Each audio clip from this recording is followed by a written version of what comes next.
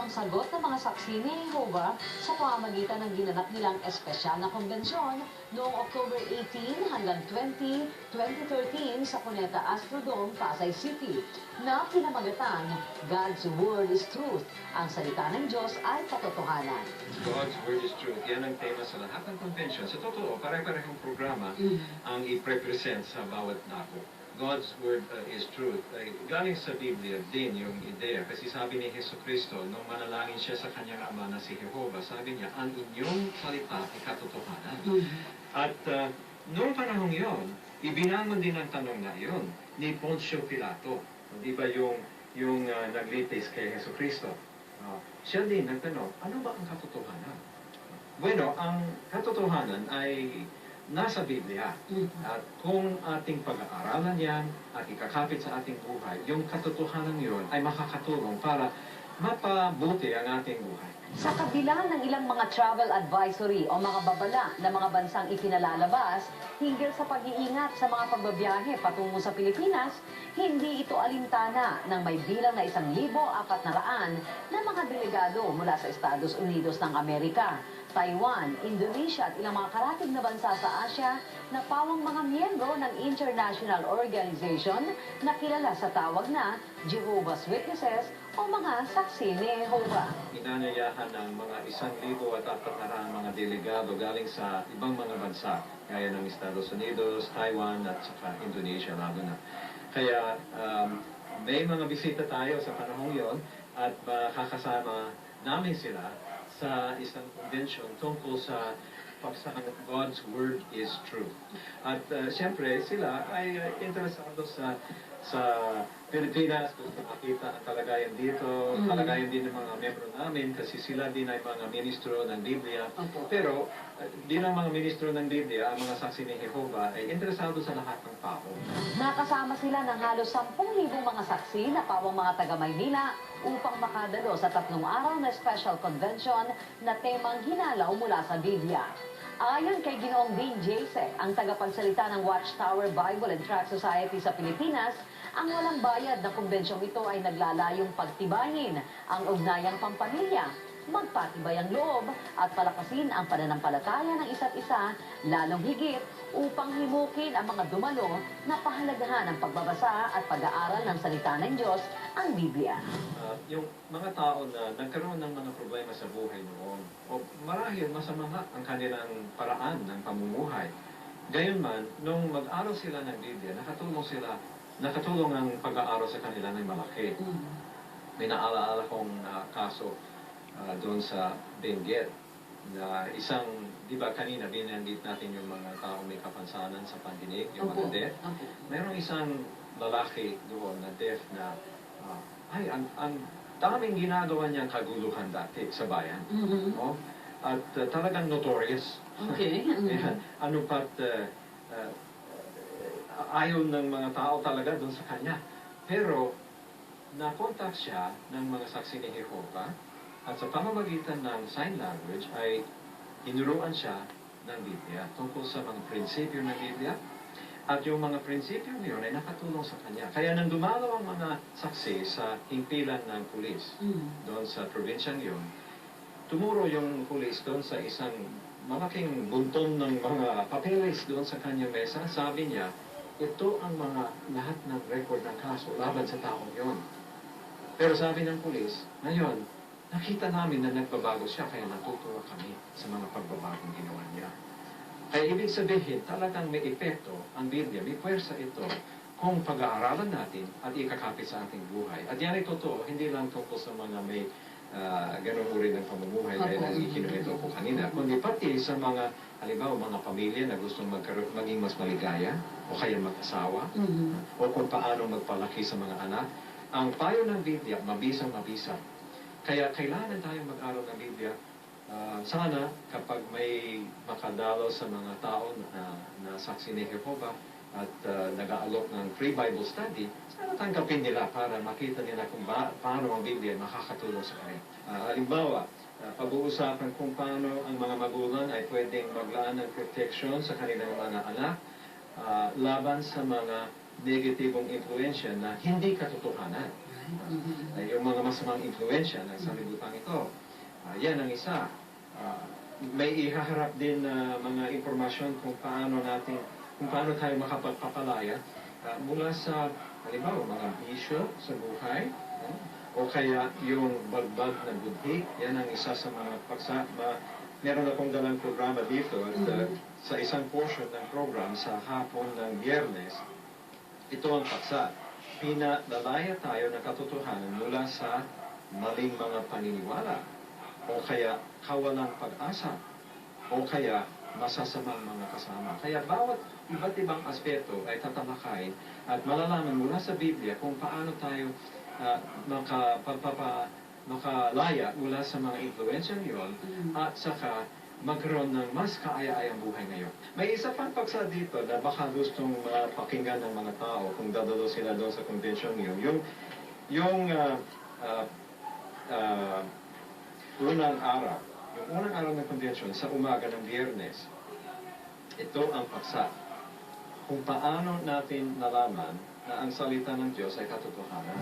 Kabilang sa mga napapanahong pahayag na iniharap sa espesyal na kumbensyong ito, ang paksang Talagang Tutulungan Kita, na tunay namang umaliw sa mga tagapakinig kung paanong haharapin ang mga problema sa ngayon, at ang paksang Sinabi mismo ng Diyos na Yehova na ginagawa niyang bago ang lahat ng bagay.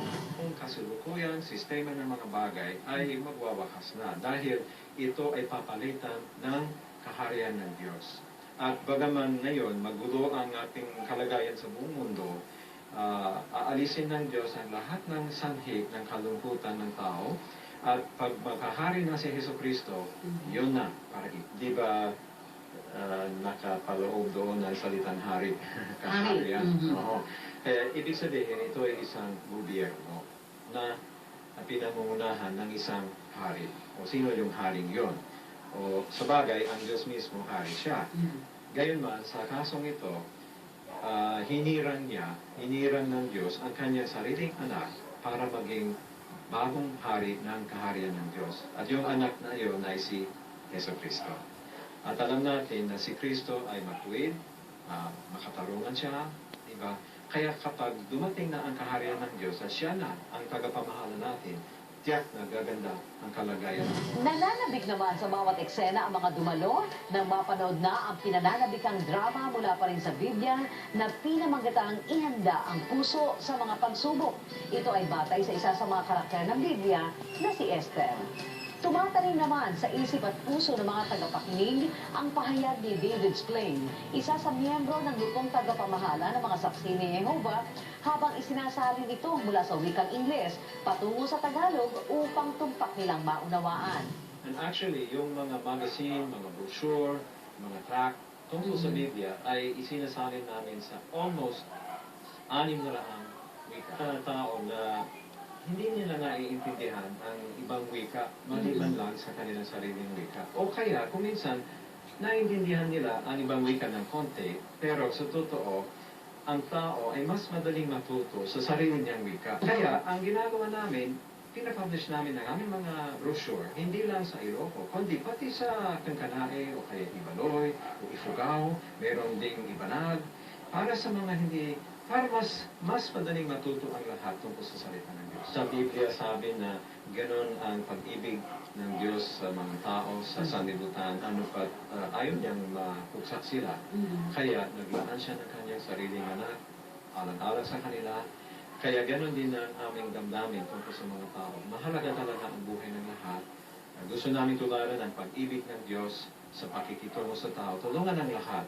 Kaya ginagawa nga yung pagsisikap na isalin ng mga Biblia at mga publikasyon tungkol sa Biblia sa ganong karami. Kahanga-hanga ang kanilang di nakikinag na lakas ng loob at hindi pinahihintulutan ang kanilang mga edad, pagkakasakit o ano pa mang mga kapansanan mula sa grupong ito ng mga saksi ni Jehovah na hindi nila madaluhan at mapalampas ang natatanging kumbensyong ito. Convention na gaganapin ay gagawin dito sa Pilipinas sa 10 wika. Okay. Yan ay Bicol, Cebuano, Hiligaynon, Ilocos, meron ding Pangasinan, meron ding Waray-Waray, Tagalog, okay. At saka Koreano, kasi di ba marami Koreano dito sa atin sa ngayon. At saka Ingles, meron ding isang session. At Isa pa, kasi interesado ang mga saksi sa lahat ng uri ng tao. Kaya hindi kami nagtatani sa isang wika lang. O kaya isang grupo lang ng tao. Kaya magkakaroon din ng tatlong convention, isa sa Davao, isa sa Baguio, at isa sa sa Pasig, para sa mga pipit-bingi, yung mga deaf and mute. At sa panahon yon, yung buong programa ay ihaharap sa kanila, hindi sa pamamagitan ng spoken language, kundi kamay. Singing. Napapanayam ng Bantay OCW ang ilang miyembro ng International Organization ng mga Jehovah's Witnesses na pinatunayang taglay nila ang natatanging pag-ibig sa kanilang mga kapatid na siyang nagbubuklod sa pagkakaisa at kapayapaan ng kanilang organisasyon. Great experiences. Being able to go out to the ministry was some fun, and spending time with the friends, of course. There's no better experience than spending time with Jehovah's people. And so everyone's been so kind and gracious, and I truly thank you so much for letting us be here with you. And may Jehovah bless you, and we look forward to seeing you again in the future. There's nothing better than being a servant of Jehovah. And we see the personification of it here with the crowd. No one wants to leave. And so it's a great love that we have, and we look forward to, again, spending more time with the friends. Yeah, we had a brother that met us at the mall. We were lost, and he met us, and he took us around, showed us everything that we needed, and he's kind of taken us as a host every day of the convention. He even gave us some Tagalog literature. So we love it. We've been taking it and reading it. We really appreciate it. The love, the hospitality, it's unimaginable. It's amazing. It's really touched our hearts, my wife and I both. So we appreciate everything. We love it. It's the greatest thing in the world. Myself, I spent some time out in the world as a young person and didn't come into the truth until I was an adult. So there's no other place like it. The protection that we have with the congregation, halfway across the world, the love that we experience here, it's beautiful. It was a great experience coming over here. I really appreciate going to service with the brothers because it taught me like how the way they preach here, but also I got the privilege to meet brothers and for me some relationships that I hope to see them again in the future. But it's a great privilege to be a Jehovah's Witness because we have so many good privileges and we have so many brothers that care about you and sisters. Another organization outside of Jehovah's Witness you wouldn't have. So it's one of the great privileges. We're really enjoying the Christian ministry with our brothers and sisters, not even knowing who they are, and they accepted us as brothers and sisters. And what a beautiful privilege it was to be a part of this and be with all these brothers and sisters, just the love and the unity that has been shared halfway around the world. It's Mordecai. I'm from Indonesia. I like to really from Vincent in Manila.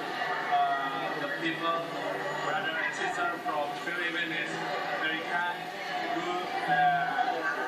Okay, that's all. Everything was just awesome. We love the brothers and sisters.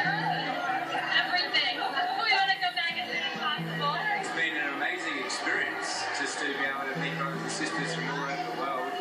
And what's happened is because of the Filipino brothers and sisters being so hospitable and friendly and kind, it's made all of us want to be better people when we go back and imitate their generosity and kindness and love for everyone else. So thank you very much for all that you've done. If you have the opportunity to spend your vacation going to a special convention instead of something else, then I would recommend a special convention because it will open your mind to different avenues of service, to the brotherhood like you've never seen before, and it will give you the motivation to serve Jehovah even more fully. So it's more than just a vacation, it's about the most important thing in our lives, which is Jehovah and our brothers and sisters. So, well recommended. Hindi magkakakilala, magkakaiba pa ang pinagmulan nilang mga bansa, lalo't nagkakaiba rin ang kanilang mga kultura at personalidad.